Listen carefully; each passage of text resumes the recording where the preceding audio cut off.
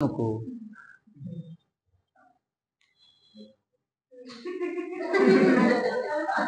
हा ऐका रे सोन्यांना पिल्यांनो जानूनो ऐका. शेज शेज आपण बघितलं. काय बघितला? सेज. काय बघितलं? सेज. मराठीत सेज म्हटलंय, इंग्लिश मध्ये याला म्हणतात स्पेशल इकॉनॉमिक झोन. बघितलं का नाही? मग आता स्पेशल इकॉनॉमिक झोनला परमिशन मिळाली का? काल बघितलं आपण. स्पेशल इकॉनॉमिक झोनला काय मिळाली? परमिशन मिळाली. मग आता परमिशन मिळाली, मग परमिशन मिळाली, मग तुम्ही ते काय करणार? उभा करायला घेणार. स्पेशल इकॉनॉमिक झोन उभा करायला घेणार का? मग ते उभा करत असताना तुम्हाला काहीतरी नियम असतील, तुम्हाला काहीतरी अटी असतील. लक्षात येते का? मग त्या नियम व अटी आता आपण काय करायचं आहे? वन बाय वन लर्न करायचं आहे, शिकायचं आहे. बघूयात आता. बघा, सेज उभारण्याचे नियम व अटी काय काय आहेत? शेज उभारण्याचे नियम व अटी काय काय आहेत बघू. तुम्हाला शेज उभारायचंय का? हो, उभारायचंय. मग तुम्हाला काही गोष्टी बंधनकारक आहेत. शेज क्षेत्रावर तुम्हाला काही गोष्टी बंधनकारक आहेत. मग बंधनकारक काय? तिथले स्थानिक कायदे आणि नियम तुम्हाला बंधनकारक असतील. काय बंधनकारक आहे तुम्हाला? तिथले कायदे आणि नियम. मग कुठल्या बाबतीतले कायदे आणि कुठल्या बाबतीतले नियम? लक्षात येते मी काय बोलतोय ते? कुठल्या बाबतीतले नियम आणि कुठल्या बाबतीतले कायदे आम्हाला बंधनकारक आहेत? आम्हाला म्हणजे कुणाला? शेज उभारण्यासाठी कुठले कुठले नियम आणि कायदे बंधनकारक आहेत? आकडा एक, नियोजन करताय तुम्ही शेजचं. मग नियोजन हे स्थानिक लेवलला करणार आहे, तुम्ही त्या एरियामध्ये करणार आहे. मग तिथलं नियोजन करत असताना व्यवस्थितपणे केलं पाहिजे. नियोजन कळलं का? कुणाला त्रास होता कामा नाही. आकडा एक कळला.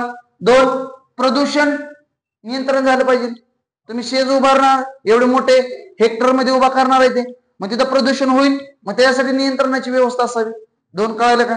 तीन, टाकाऊ व उत्सर्जित पदार्थ त्यांचं नियोजन केलं पाहिजे. टाकाऊ पदार्थ कुठं सोडणार? उत्सर्जित झालेले पदार्थ कुठं सोडणार? त्यांचं पण काहीतरी नियोजन झालं पाहिजे ना, बरोबर की नाही? तर ह्या गोष्टी आपल्याला काय आहेत? शेज उभा करताना लागणाऱ्या गोष्टी आहेत. लक्षात आलं का? पहिली गोष्ट काय बोललो मी?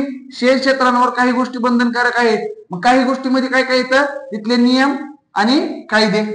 कायदे आणि नियम ते तुम्हाला बंधनकारक असणार. कायदे आणि नियम कुठल्या बाबतीतले? नियोजनासंदर्भातले, प्रदूषणाचं नियंत्रण करण्यासंदर्भातले, टाकाऊ वस्तू असतील किंवा उत्सर्जित झालेल्या वस्तू असतील, त्या तुम्ही त्यांचं नियोजन कशा पद्धतीचं करणार आहात? एक अट कळाली का? शेज उभा करताना तुम्हाला काय नियम लागणार आहेत, काय कायदे लागणार आहेत, काय गोष्टी बंधनकारक आहेत, कळालं का? नेक्स्ट बघा आता, स्वयंचलित मार्ग असणार आहे. आता बघा, शेज उभा करताना शेज क्षेत्रामध्ये एफडीआय पण येऊ शकते. तुम्हाला सांगितलंय मी त्या दिवशीच, बरोबर ना? शेज क्षेत्रामध्ये एफडीआय येऊ शकते, पण ते कुठल्या मार्गाने? स्वयंचलित मार्गाने. आणि स्वयंचलित मार्ग म्हणजेच काय? मला कोण सांगेल? स्वयंचलित, ऑटोमॅटिकली. कोण? ऑटोमॅटिकली, बरोबर का? ऑटोमॅटिकली म्हणजेच गव्हर्नमेंटची परवानगी घ्यायची नाही. स्वयंचलित मध्ये आधी एफडीआय येणार आणि मग ती गव्हर्नमेंटला सांगणार की आम्ही आलोय आणि असं असं करतोय एका महिन्याच्या आत. त्याला काय म्हणतो आपण? स्वयंचलित. मग शेज मध्ये पण तुम्ही उत्पादन क्षेत्र घेताय का? उत्पादन करताय का शेज क्षेत्रामध्ये? हो, करताय. मग त्याच्यामध्ये 100% एफडीआय करू शकता. स्वयंचलित मार्गाने 100% एफडीआय करू शकता. कुठल्या क्षेत्रात? शेज क्षेत्रामधलं उत्पादन क्षेत्र. शेज म्हणजे स्पेशल इकॉनॉमिक झोन, म्हणजे जागा आहे ती जागा. त्या जागेमध्ये तुम्ही उत्पादन करणार आहात का? हो, त्यासाठीच घेतली जागा. मग त्यात तुम्ही किती टक्के? 100% एफडीआय करू शकता. कुठल्या क्षेत्रामध्ये? उत्पादन. कुठल्या क्षेत्रामध्ये? उत्पादन क्षेत्रामध्ये. शेज क्षेत्र म्हणजे माहिती तुम्हाला? शेज म्हणजे काय? एरिया, जागा. स्पेशल इकॉनॉमिक झोन जागा आहे ती जागा. आणि त्या जागेमध्ये आम्ही जागा कशासाठी घेतली?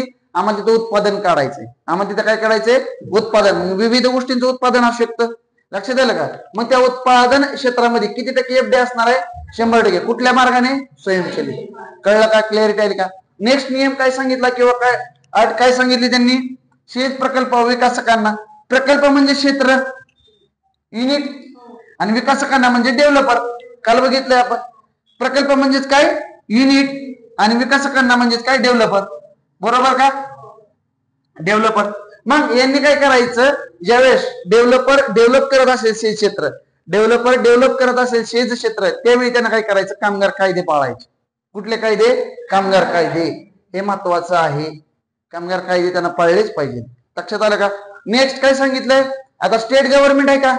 बघा, शेत क्षेत्रांमध्ये स्टेट गव्हर्नमेंटला पण आपण इन्व्हॉल्व करायच्या सूचना दिलेल्या होत्या.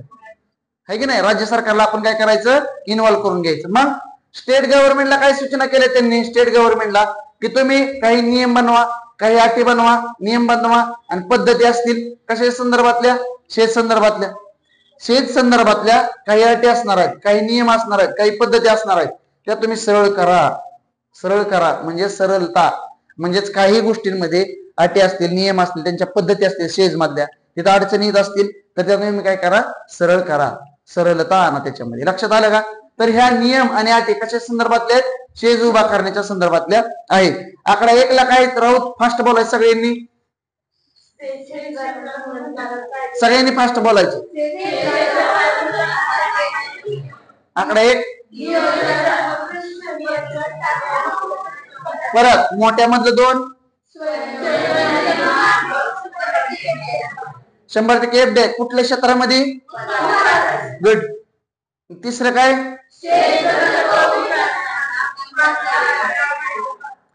शेत प्रकल्पांना किंवा विकासकांना कामगार कायदे पाळावे लागणार आहेत. आणि चौथं,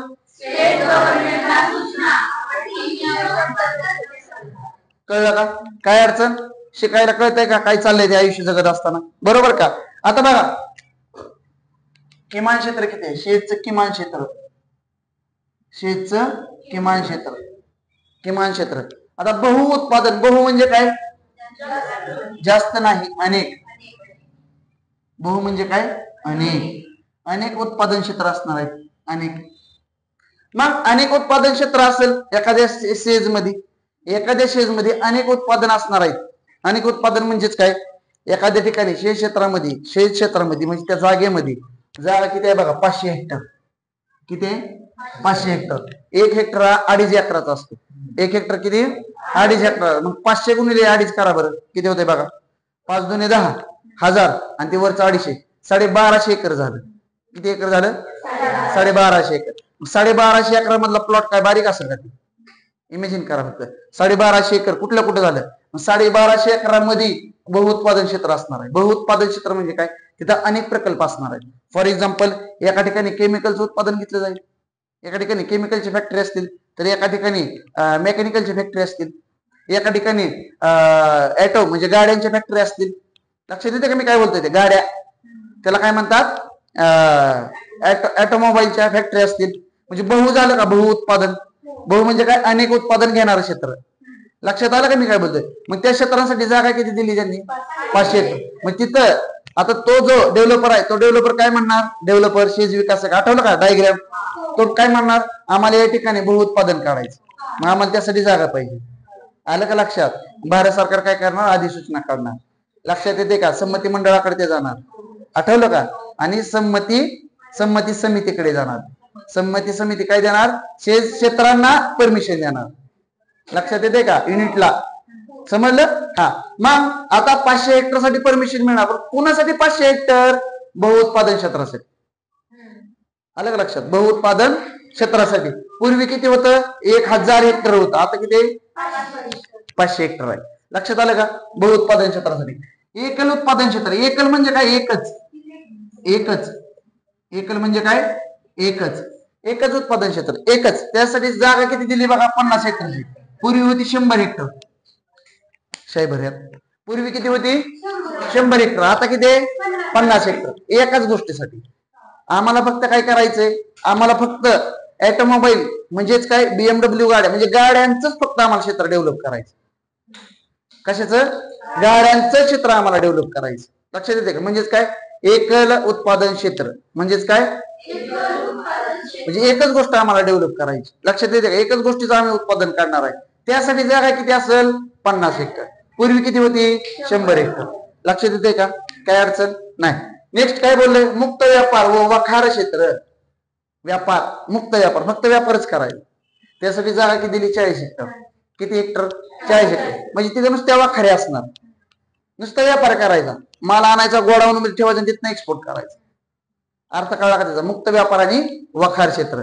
काय करायचं, माल आणायचा, वखारीमध्ये ठेवायचा आणि तिथनं तो ट्रान्सपोर्ट करायचा, एक्सपोर्ट करायचा. त्याला काय म्हणायचं, मुक्त व्यापार व वखार क्षेत्र. त्यासाठी किती जागा, 40 हेक्टर. किती जागा, काय अडचण माझी येते. नेक्स्ट माहिती तंत्रज्ञान असेल, जैव तंत्रज्ञान, खडे व दागिने असेल, अपरंपरागत ऊर्जा क्षेत्र असेल. माहिती व तंत्रज्ञान म्हणजे टेक्नॉलॉजी, तुम्ही आयटी क्षेत्र म्हणता त्याला, बरोबर का.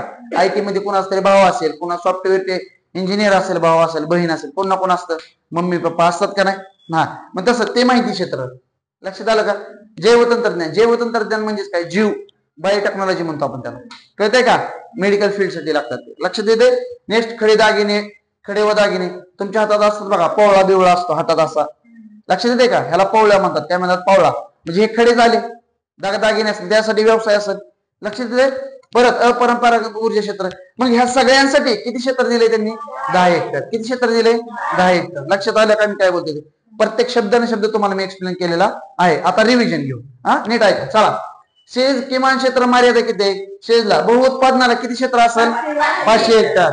एकल उत्पादन क्षेत्राला, मुक्त व्यापार व क्षेत्राला, माहिती तंत्रज्ञान, जैव तंत्रज्ञान, खडे व दागिने, परंपरागत ऊर्जा क्षेत्र त्यांना किती असेल, 10 हेक्टर. किती क्षेत्र असेल, 10 हेक्टर. कळलं का, काय अडचण नाही, समजलं सगळ्यांना.